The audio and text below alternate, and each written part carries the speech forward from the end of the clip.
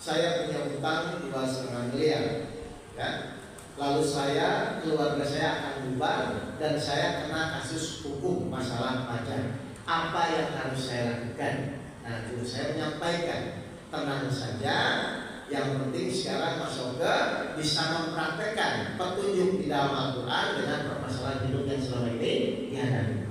Karena jujur saya Bapak Ibu ya, kadang-kadang kita bingung ya, kita membaca Al-Quran, kita hatam Al-Quran, tapi kadang-kadang pas praktek di lapangan, kok kita juga jadi bingung. Harusnya Al-Quran itu sebagai petunjuk membimbing Bapak Ibu di dalam menyelesaikan permasalahan. Terus saya bilang, apa yang harus saya lakukan? Alhamdulillah, akhirnya saya diajarkan Bapak Ibu caranya, polanya, bagaimana agar masalah yang saya hadapi dengan Al-Quran yang saya baca bisa dipraktekkan. Lalu diajarkan cara prakteknya, saya praktek, apa yang terjadi? 2,5 bulan masalah saya selesai.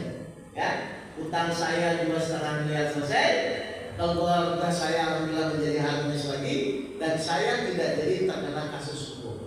Ya, dan saya yakin Bapak Ibu semua yang ada di sini pun, kalau saya tanya pasti punya masalah. Dan kalau misalnya dikejar lebih dalam, pasti ingin secepatnya menyelesaikan masalah. Nah, sekarang bagaimana caranya? Ini yang akan saya kupas. Ya, mudah-mudahan di waktu yang singkat ini, mohon maaf ini sampai jam berapa biar saya tidak. Oh, sampai habis. Ya udah, nanti info saja ya Bapak Ibu ya. Baik, ini. Jadi waktu itu saya ketemu guru saya, terus dia bilang kapan masalah itu harus selesai? Sebelum saya melakukan waktu itu, saya bilang dalam 3 bulan pokoknya harus selesai. Guru saya nanya, aset punya mas? Aset saya habis kok. Ruko habis. Terus mobil, karyawan semua habis. Istri hampir habis. Ya kan sudah membubar waktu itu. Ya. Baik, sekarang saya tanya Mas Oga. Nanti Mas Oga, ya, secara umum, saya tanya kepada Bapak Ibu dulu semua ya. Secara umum, orang selama ini ikhtiar tujuannya untuk menyelesaikan masalah atau untuk mengikuti petunjuk Bapak Ibu biasanya. Saya ulang. Misalnya Bapak Ibu diuji oleh Allah, si fulan diberikan masalah oleh Allah.